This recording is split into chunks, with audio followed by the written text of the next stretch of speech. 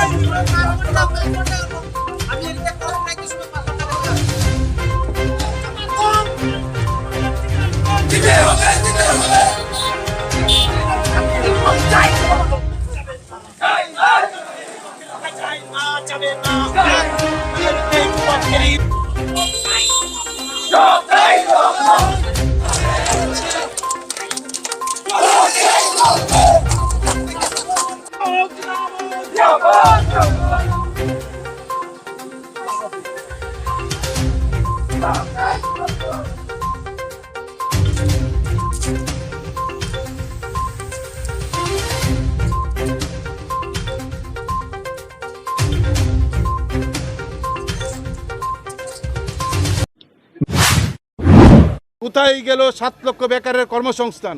কোথায় গেল সব বেকারের হাতে স্মার্টফোন দেওয়ার প্রতিশ্রুতি? ফলে এই যে মিথ্যা কথা বলে সরকার এসছেন, এই সরকারটাকে এই রাস্তায় থেকে এই রাজ্য থেকে বিতরণ করতে হবে। ফলে যুবদের তৈরি হতে হবে 2023 সাল এই সরকারকে এই রাজ্য থেকে উৎখাত করে যে সরকার বেকারের কর্মসংস্থানের গ্যারান্টি দিতে পারে, সে বিকল্প সরকারটার নাম হচ্ছে বামফ্রন্ট সরকার। এই বামফ্রন্ট সরকার প্রতিষ্ঠা করার প্রশ্নে যুবরা রাস্তায় নেমেছে। ধর্মনগর থেকে সাবরুম গোটা রাজপথে ভাসিয়ে গলি গলিতে একটাই আওয়াজ উঠবে, আমরা বেকার কাজ চাই, কাজ মোদের দিতে হবে। যে সরকার কাজ দেবে তারাদের আমরা আনবো, যারা কাজ দিতে পারে না আমাদের সঙ্গে মিথ্যা কথা বলেন তাদেরকে রাজ্য থেকে বিতরণ করব। আর এই বিতরণের বার্তা দিতেই রাস্তায় জনডোল যুবকরা ভাসিয়ে দিয়েছে সোনামুড়ার আজকের এই কর্মসূচি। গোটা রাজ্যে কর্মসূচি চলবে। আমরা তারপর আগরতলা আবারও জনজীবনের জনডোলে আবারও বাসাবো গোটা রাজ্যের কর্মসূচির শেষের পর। বেকারত্বের হার বাড়ছে, গোটা দেশে বেকারত্বের হার স্বাধীনতার পর সর্বোচ্চ। এই পরিস্থিতিতে আমরা ভারতের গণতান্ত্রিক যুব ফেডারেশন, উপজাতি যুব ফেডারেশন ঠিক করেছি, আমরা রাজ্যের ধর্মনগর থেকে সাবরুম গোটা রাজ্যের প্রতিটা যুবকের কাছে যাব। একটাই স্লোগান হবে, না খেলা হবে না জয় শ্রীরাম। স্লোগান যুবদের মুখে একটাই থাকবে, হোয়ার ইজ মাই জব, আমার কাজ কোথায়? বেকারের হাতে কাজ নেই। যখন বেকাররা বলছেন হোয়ার ইজ মাই জব, আমার কাজ কোথায়, তখন আমরা দেখছি কেউ জয় শ্রীরাম দিয়ে একজনের গাড়ি ভাঙছে স্লোগান দিয়ে, আরেকজন ভারত মাতা কি জয় স্লোগান দিয়ে আরেকজনের গাড়ি ভাঙছে, কেউ খেলা হবে বলে গাড়ি ভাঙাভাঙি করছেন। আমরা বলছি এই কোনো স্লোগানেই আমার পেটের ক্ষুধা, বেকারের হাতে কাজ তার কথা নেই। বলে যে কথাতে বেকারের হাতে কাজ আসবে, যে কথাতে ক্ষুধার্ত মানুষের পেটে ক্ষুধা নিবারণ হবে, যে কথাতে মানুষের প্রতিদিনকার সমস্যার সমাধান হবে, সেই স্লোগানই মানুষের কাছে আমরা নিয়ে যাব। আমাদের স্লোগান হচ্ছে হোয়ার ইজ মাই জব। গোটা রাজ্যে আমরা দেখছেন গোটা রাজ্যের অসংখ্য যুবক যুবতীরা যে স্লোগান নিয়ে রাস্তায় আছে, এই স্লোগানটা হচ্ছে হোয়ার ইজ মাই জব, আমার কাজ কোথায়। দেশের প্রধানমন্ত্রী বলেছিলেন, প্রধানমন্ত্রী হওয়ার আগে, যে বছরে 2 কোটি বেকারের চাকরি হবে। রাজ্যের যিনি বর্তমানে মুখ্যমন্ত্রী বিপ্লব কুমার দেব, তিনি বলেছিলেন যে বিজেপি সরকারে আসলে আমাদের রাজ্যে প্রতি বছর 50,000 সরকারি চাকরি আমাদের রাজ্যে হবে। ফলে একদিকে মোদির 2 কোটি বেকারের চাকরির প্রতিশ্রুতি, বিপ্লব দেব মুখ্যমন্ত্রী হয়েছেন, ওনার প্রতিশ্রুতি বছরে 50,000 সরকারি চাকরি, 7 লক্ষ বেকারের কর্মসংস্থান। দেশে 2 কোটি প্রতিশ্রুতি বন্ধ, 50,000 চাকরি বন্ধ।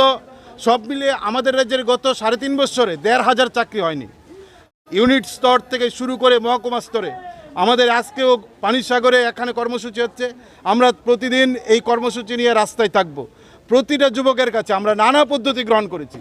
আমরা প্রকাশ্যে যেমন কর্মসূচি চলছে, তেমনই আমাদের নানা পদ্ধতি ব্যবহার করে গোপনে কর্মসূচি চলছে, যে প্রতিটা যুবকের কাছে এই কথা আমরা নিয়ে যেতে চাই। কেন যুবকরা কাজ পাবে না? কোথায় গেল 50,000 বেকারের? তারপর যদি কেউ মনে করেন যে ভয়ে আমাদের আটকে দেওয়া যাবে, এটা অসম্ভব। আমরা বলছি আমাদের প্রচারের কৌশল হচ্ছেন সব দিক, মানে এমন কোনো দিক নেই যে দিককে আমরা এই প্রচারে এই স্লোগান প্রতিটা যুবকের কাছে বিজেপির নেতার ঘরের ছেলেটা, যে ছেলেটা এমএ পাস করে বসে আছে, তার কাছে আমরা মিছিল করে যাব না, কিন্তু তার কাছে আমরা যাচ্ছি। বিজেপির মহিলা মোর্চার নেত্রীর ছেলে বিএসসি পাস করে ঘরে বসে আছেন, ওই ছেলেটার কাছে যে পদ্ধতিতে আমরা যাচ্ছি, যে মিছিল করে যেতে পারবো না, তাকে কি পদ্ধতি তার কাছে আমার বক্তব্য নিয়ে যেতে পারি? তার জীবনের সমস্যা আর আমাদের স্লোগান দুটাই এক। বিজেপির নেতার ঘরের ছেলের সমস্যা আর আমাদের মিছিলের দাবি দুটা এক। ফলে তার সমস্যা, আমাদের কথা দুটো এক মিলে আমরা রাস্তায় নামছি। দুর্বৃত্তপরায়ণ, তার উপর নির্ভর করে রাজনৈতিক দলটা চালায়। ফলে রাজনৈতিক দুর্বৃত্তপরায়ণ রাজ্যের মানুষ বেশি দিন রাখে না। 88 থেকে 93 সেই অভিজ্ঞতা রাজ্যের মানুষে আছেন।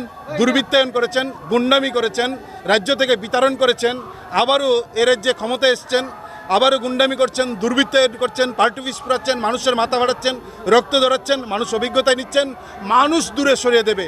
আমাদের তাদের বিরুদ্ধে গুন্ডামি করে গুন্ডা দৌড়াতে হবে না। আমাদের বিশ্বাস হচ্ছে মানুষকে আমরা ঐক্যবদ্ধ করছি, মানুষকে নিয়ে গুন্ডাদের এ রাজ্য থেকে আমরা বিতরণ করব।